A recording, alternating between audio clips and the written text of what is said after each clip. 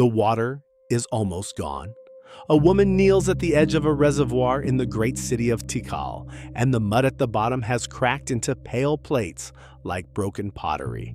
She fills a clay jar with what little remains, brown, warm, tasting faintly of algae. Above her, the limestone temples still rise more than 200 feet into a bleached white sky. It is around the year 860 of the Common Era. And this city, one of the wonders of the ancient world, has perhaps 20 years left to live. What does it feel like to be the last person to leave a city that will never be reborn? Not the ruin we photograph today, green, silent, swallowed by forest, but the living thing, full, loud, certain of itself. The answer changes something we thought we understood about how civilizations end, because the Maya did not vanish in a single catastrophe. They left, slowly, one family at a time. For 6 centuries, the southern Maya lowlands held the densest cities in the ancient Americas.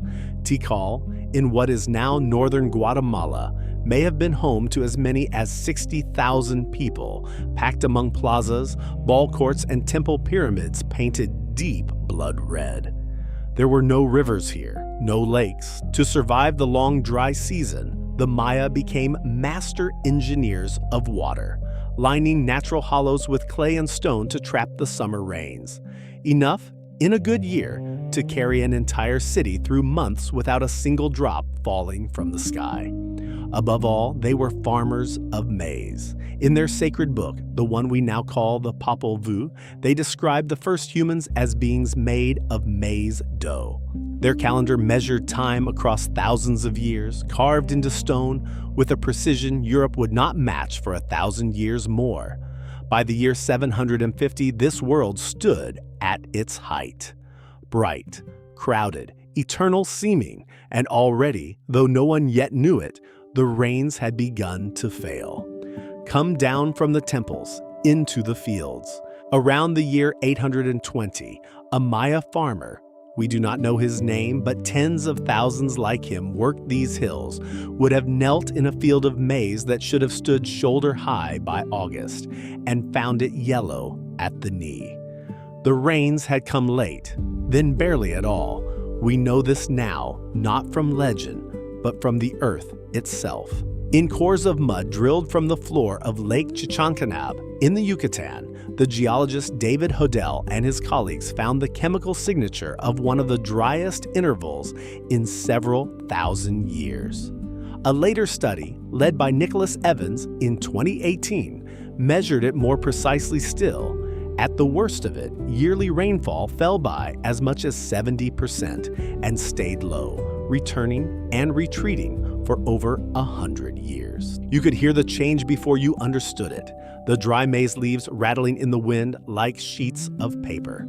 In the cities, the stored water itself turned against them. Tikal lived on rain held in reservoirs, and rain held for years, shrinking under a tropical sun, becomes something else. In 2020, scientists studying sediment from Tikal's central reservoirs found traces of toxic blue-green algae and high concentrations of mercury leached from cinnabar, the brilliant red pigment that had made the temples so beautiful, seeping slowly into the drinking supply. Picture a mother in the dry season of, say, the year 850. Lowering a jar into a reservoir filled with green scum, the smell of it sharp and rotten, and choosing, because there is nothing else, to carry it home to her children. The very engineering that had built these cities was now, quietly, poisoning them, and the kings could not save them.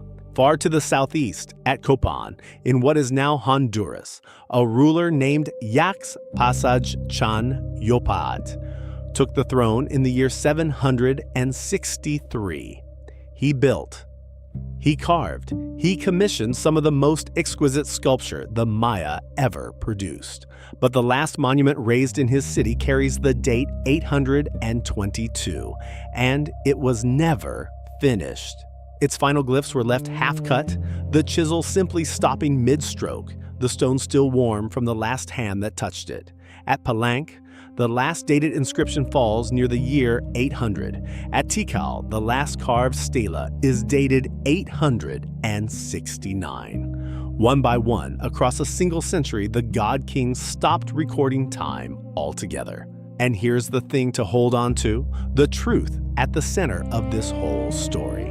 In every one of these cities, someone was the last to leave. They did not all die. This is what the word collapse hides from us. Some starved, some fell in the wars that spread as the water failed, but most simply walked north toward the wetter coast, toward the rising city of Chichen Itza, which grew brighter even as the south went dark. A family leaving Tikal around the year 880 would have carried only what it could hold: a grinding stone, a handful of maize seed knotted in cloth, a small clay figure of a god who had not answered, and then closed the door of a house their grandparents had built. At the height of the city, this street had held 100 neighbors. Now it held 4, then 2. Then only the wind and the long grass pushing up between the paving stones. Behind them, the great plaza stood exactly as it always had. Nothing burned, nothing was torn down. The city was not destroyed, it was left. For a long time, we told this story wrong. The explorers who first cut through the jungle to these silent pyramids imagined a sudden apocalypse, a plague, an uprising, a single terrible night. The truth is slower and in a way far harder to bear. There was no night. The Maya collapse unfolded over roughly 150 years, from around the year 760 to the year 909, when the very last date in the Maya long count was carved at the city of Tonina. A century and a half, 5 or 6 generations. Long enough that a child born into a full, thriving city could live an entire life inside its decline and never witness a single dramatic ending. Only a little less water each year, a few more empty houses along the street, one more family gone north before the rains that never came. Collapse, it turns out, is not an event. It is a climate you are born into and never quite notice closing over you. We still live by the same bet they made. Every reservoir behind every dam, every aquifer we drain faster than the rain can refill it, is the same wager. That tomorrow's sky will be as generous as yesterday's. The Maya were not primitive. They were among the finest hydraulic engineers of the ancient world, and their system worked beautifully for centuries, right up until the climate they had built, 4, was replaced by 1 they had not. And this is not, in the end, a story about disappearance.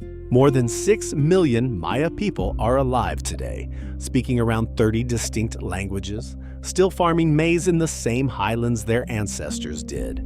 The people never ended. Only the cities did. So the next time you see a photograph of Tikal, the temples breaking through the canopy, the plazas swept clean by nothing but wind, do not read it as a monument to death. Read it as a monument to a decision. Somewhere in those plazas, on some ordinary morning near the year 900, a person whose name we will never know looked up at the sky, found no rain in it, and quietly walked away into the trees, not knowing they were the last to leave. They did not lose their world. They set it down. And we have been calling it a collapse ever since.